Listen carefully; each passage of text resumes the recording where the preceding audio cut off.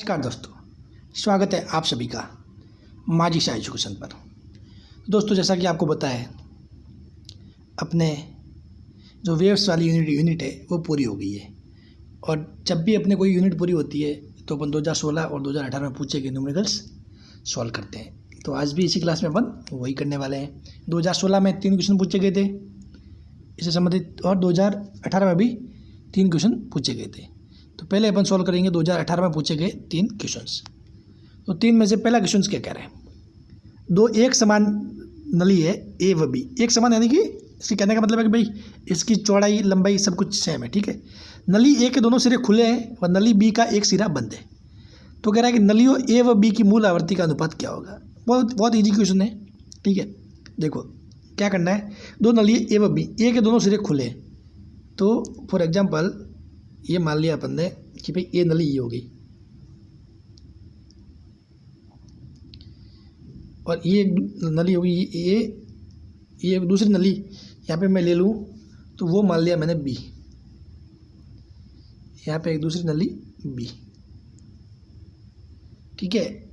इस ए के दोनों सिरे खुले हैं व बी का एक सिरा बंद है, तो बी का एक सिरा बंद कर दिया मैंने, ठीक है। अब देखिए, तो आपको पता है जब वेव्स बनती है इनमें, तो ये कह रहा है कि नलियों ए व बी की मूल आवृत्ति ज्ञात करना है। कौन सी आवृत्ति? मूल आवृत्ति। तो जब पहली स्थिति होती है मूल आवृत्ति वाली, तो आपको पता है नली ए के दोनों सिरे खुले हैं, तो खुले पर क्या बनते हैं? एंटीनोड्स। खुले पर क्या बनते हैं? एंटीनोड्स। तो ये ऐसे बनेगा, ठीक है। खुले में जो सबसे पहला बनता है वो ऐसे बनता है, जबकि बंद में यहाँ पे नोड होता है और खुले पे एंटीनोड्स, इसलिए बंद वाले में पाइप ऐसा बनेगा, ठीक है। अब देखो आपको पता है ये जो अपरगामी तरह की बनती है, तो इसमें जो ये और ये लेंथ कितनी, λ/4 और λ/4, ये हो जाएगा पूरा λ/2। ये पूरी लेंथ हो जाती है λ/2 और ये λ/4, ये λ/4। अब यदि इसकी लंबाई यहाँ पे भी L है, यहाँ पे भी L है, तो इस वाले केस में देखो, ए वाले केस में, ठीक है, ए वाले केस में लैम्बडा कितना हो जाएगा? यहाँ देखो लैम्बडा हो जाएगा 12, यह लैम्बडा हो जाएगा 12, जबकि यहाँ पे लैम्बडा बराबर 4L। जब आप इन दोनों को बराबर करोगे, ठीक है, तो लैम्बडा बराबर कितना हो जाएगा? 4L, और यहाँ पे लैम्बडा बराबर 2L, ठीक है।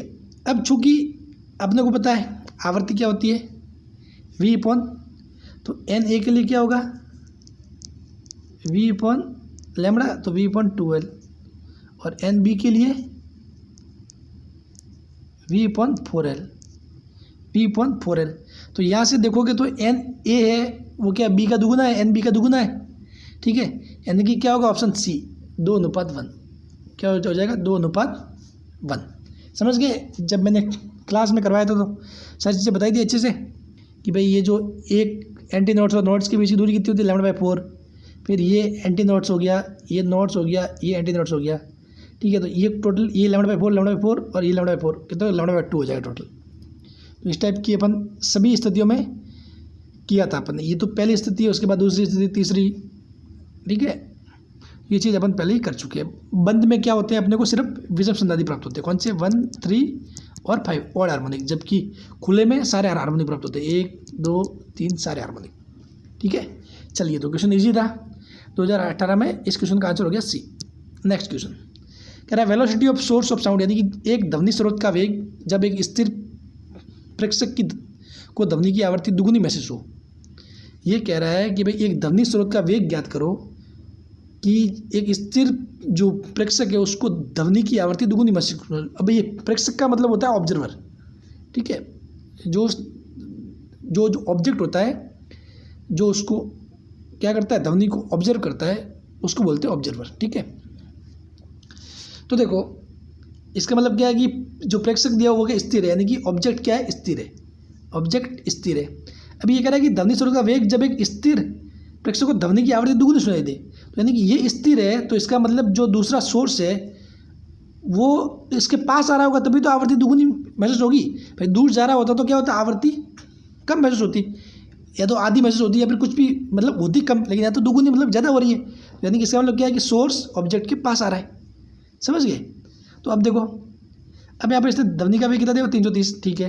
तो अब हमने देख लो एन डैश बराबर वी माइनस वी नॉट, तो ऑब्जेक्ट तो कितना है 0 plus v minus v s, ये आएगा क्योंकि एस से ओ की जो डायरेक्शन है वो क्या लगता है पॉजिटिव, तो अपना एस का वेग किस इसी साइड है, तो अब इसको पूरे को किससे गुणा कर देंगे एन से, ठीक है ये हो जाएगा। अब देखो अब एन डैश बराबर कितना है 2n है, एन डैश बराबर 2n और v कितना है 330,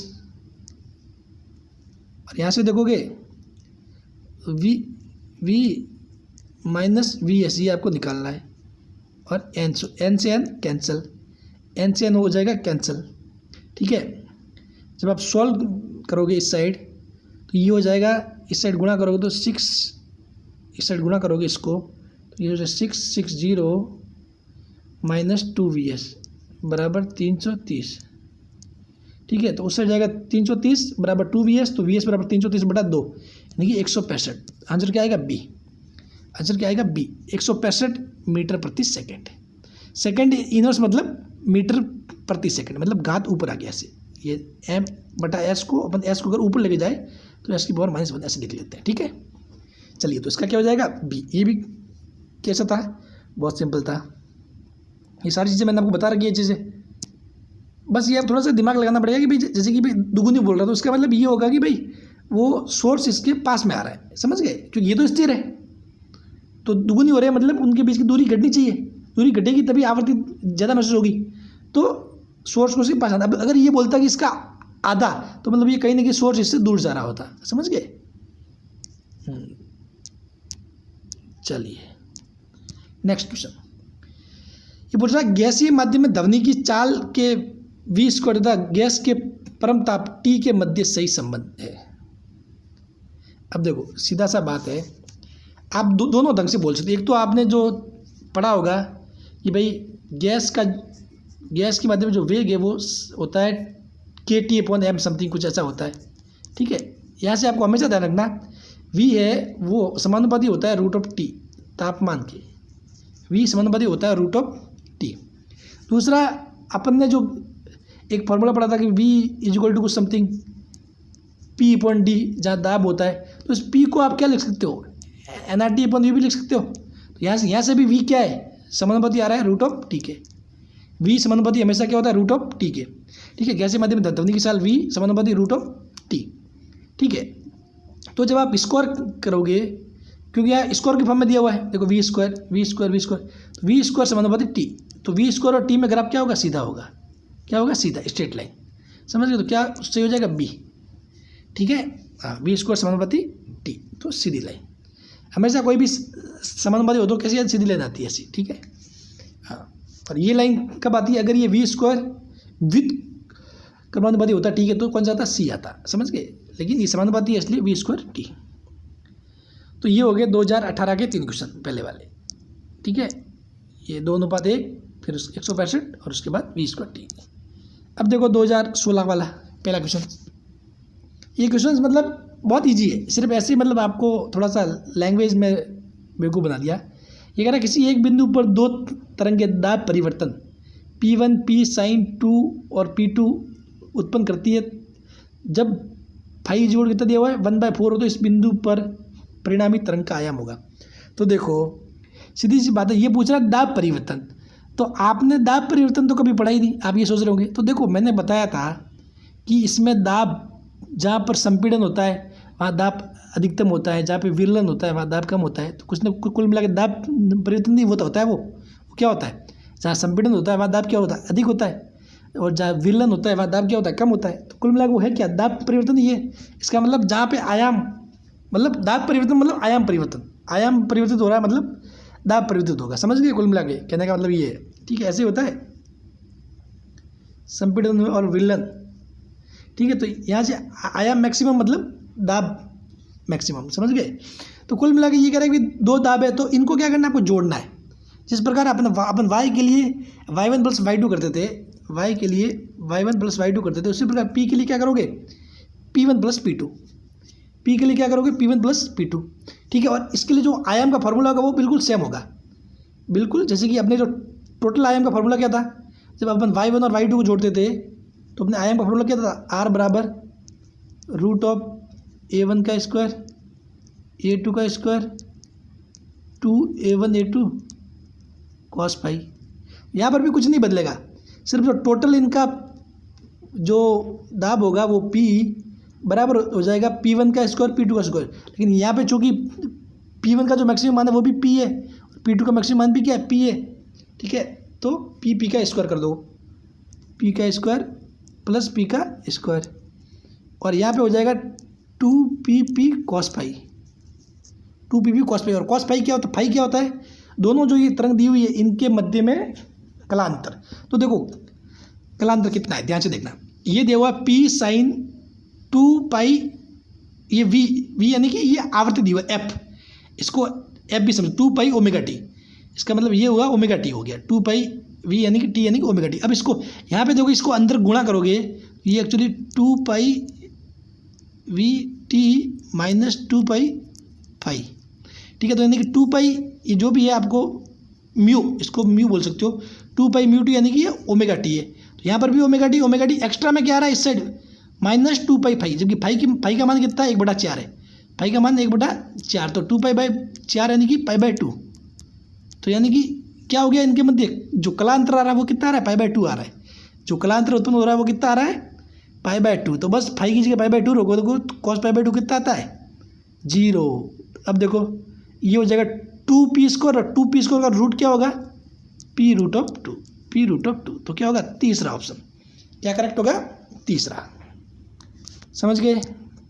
चलिए अब देखो 42, क्वेश्चन नंबर 42, ये कह रहा है आई मैक्सिमम अपॉन आई मिनिमम। तो मैंने बताया था इस टाइप के क्वेश्चन आते हैं, मैंने आपको पहले ही बता रखा है। तो देखो आई मिनिमम क्या होता है, आई मैक्सिमम क्या होता है, आपको पता है आई मैक्सिमम होता है हमेशा root of I1 plus I2 का स्क्वायर। ये कब होता है, जब इनके मध्य कलांतर क्या हो, 0 हो, कलांतर 0 हो।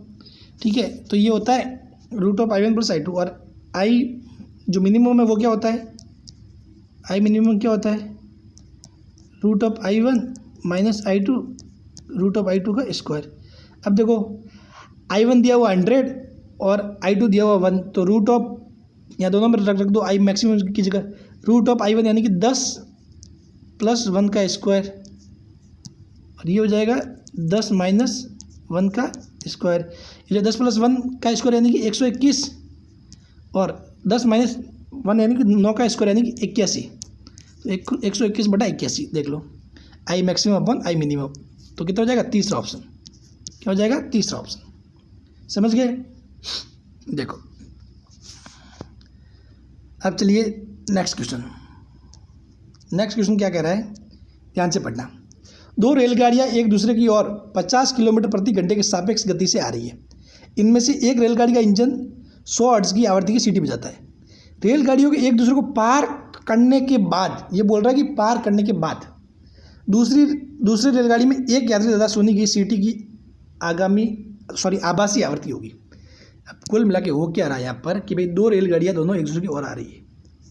ठीक है, अब ये पूछ रहा है कि भाई एक दूसरे की ओर आ रही है, लेकिन ये कब पूछ रहा है, जब वो पार करने के बाद, यानी कि जब वो पार करने के बाद कैसे हो जाएगी, ये कहाँ पहुँच जाएगी, इस साइड पहुँच जाएगी, और ये कहाँ पहुँच जाएगी, इस साइड। तो स्थिति कैसी हो जाएगी, अब स्थिति ऐसी हो जाएगी, दोनों अब एक दूसरे के पार करने के बाद दोनों एक दूसरे के विपरीत जाएगी, ऐसे और ऐसे। समझ गए, ऐसे हो जाएगा। पहले दोनों पास आ रही थी, तो पास जैसे ही पार करेगी तो इनकी स्थिति ऐसे बन जाएगी। ठीक है, तो अब क्या हो रहा है कि भाई एक क्या कर रहा है, 100 हर्ट्ज की आवृत्ति की सीटी बजाता है। मैंने माना कि भाई कोई भी एक ये मान लिया, आप कोई भी मान सकते, इस साइड वाले को मानोगे तो भी आंसर सेम ही आएगा, इस साइड वाले मानेंगे तो भी आंसर सेम ही आएगा। ये एस, ये ओ। ठीक है, ये सोर्स, ये ऑब्जेक्ट। अब देखोगे ध्यान से, तो मैंने माना ये सोर्स ये है और इसकी आवृत्ति कितनी बजा रहा है, ये n बराबर 100 हर्ट्ज, 100 हर्ट्ज की सीटी बजा रहा है, n बराबर 100 हर्ट्ज की सीटी बजा रहा है। ठीक है, अब देखिए, अब क्या करना है आपको, वही फार्मूला लगाना है, एन डैश के लिए फार्मूला लिखोगे तो क्या होगा, v ध्वनि का वेग v। अब देखो v माइनस ये ऑब्जेक्ट, जो ट्रेन उल्टी जा रही है उसमें जो यात्री बैठा है उसको विवेक क्या होगा, उसका वेग एस से ओ क्या होता है पॉजिटिव, एस से ओ वाले को पॉजिटिव, तो ये वी नॉट किस साइड होगा, इसी साइड होगा, वी नॉट किस साइड होगा, इसी साइड होगा।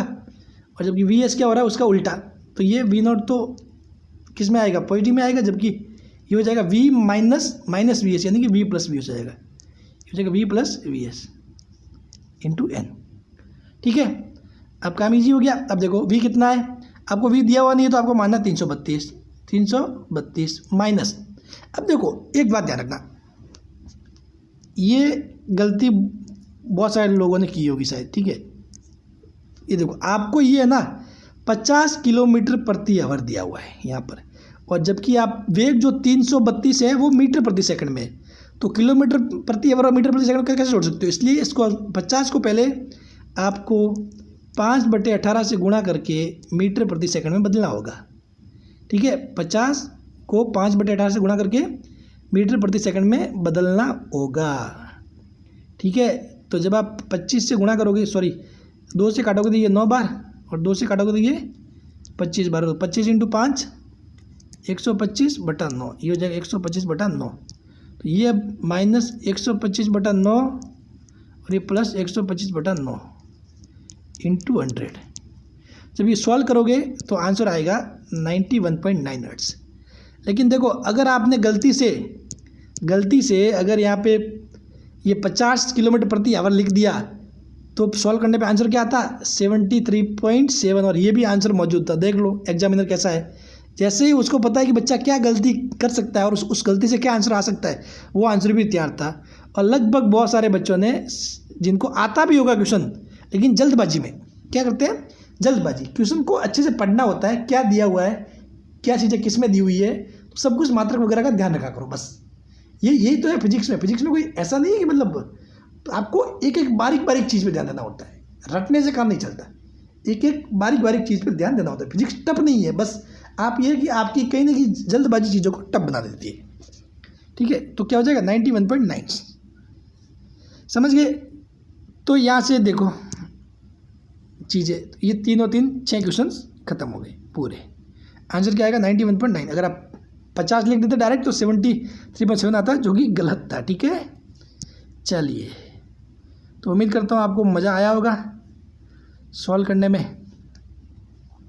ठीक है, थैंक यू सो मच।